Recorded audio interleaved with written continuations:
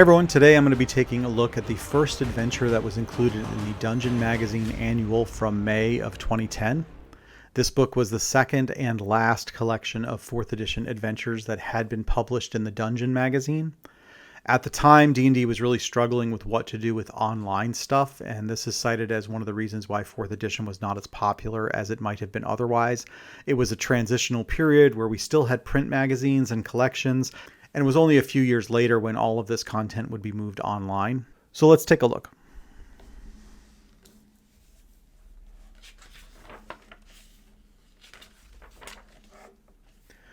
The first part of the book gives some background on how they chose the adventures that they did.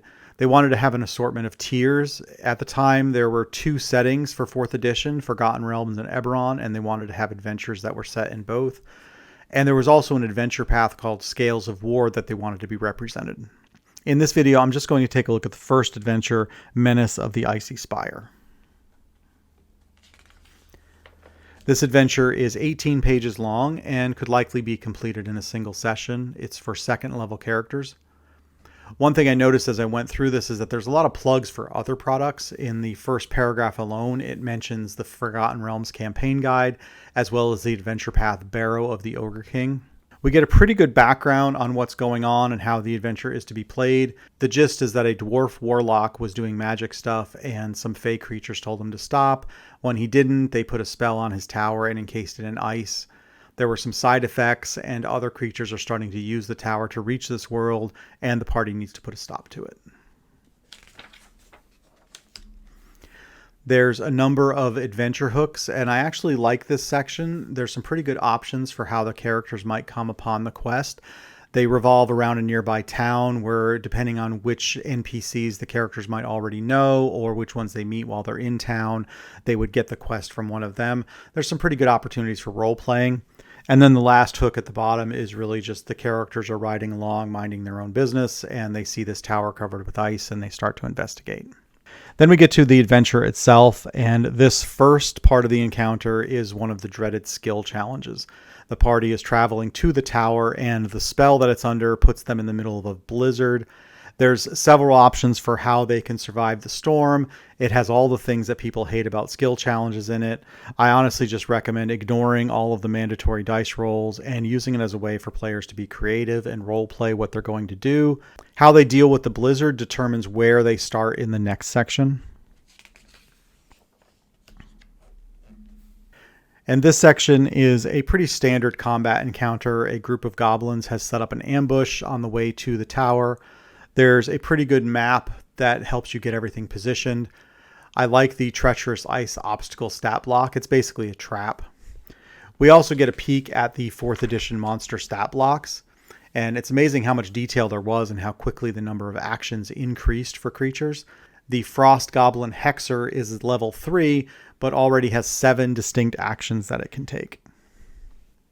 I also like when they put a tactics block in to help the DM decide on the monster actions. The next part of the adventure is a little strange in how it's organized. You get a description of the location for the entrance to the tower, and then the first floor and the second floor and the top level. And then it actually gives you a thing saying concluding the adventure, which indicates that that's kind of the whole thing. But if you look closer, when you go back to the first section, you notice that it actually has a reference that says the encounter is actually on page 16. So you get the introduction to it and a little description of the tower, but then you have to go to page 16 to actually get the details for this encounter and all the stat blocks and a map and everything else. So that's a little strange. And then you get a description of the features of the tower. And the same repeats for the first floor and the second floor, where you get descriptions of the locations, but there's references then to where you have to go to a later page in order to actually get the details for the encounter. And they even have larger maps and the stat blocks and the tactics and everything else as you fight your way up. So I'm not exactly sure why they did it that way. If anybody's more familiar with 4th edition and maybe knows why they set up the adventures that way, I have a feeling that it was to do with the amount of information that was needed for those encounters, and they didn't want to break it up too much by inserting it in the middle of the descriptions. But it's just an interesting approach that they took.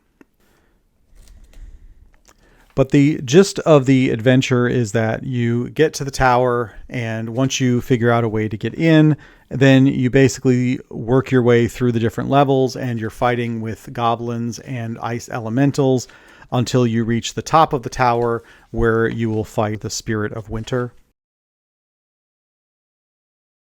And that's the boss for this adventure. There's a gem that you have to destroy. Once you destroy the gem, the ice begins to melt and things return to normal. So other than the odd organization, it's not a bad adventure. It's got a lot of good detail in it, and it's a pretty good representation of what a 4th edition adventure is. It's got some good stuff. It's got some bad stuff. There's lots of combat, lots of different powers that get used. So I think it's actually a pretty good adventure, certainly if you enjoy a 4th edition game. So have you played the adventure? What did you think? What are your thoughts on 4th edition adventures in general? Do you have any thoughts on why it was laid out the way that it was? I would love to hear all those thoughts down in the comments. I'm going to take a look at the other adventures in this book in a future video. If you enjoy these videos, please subscribe to the channel. Until next time, take care.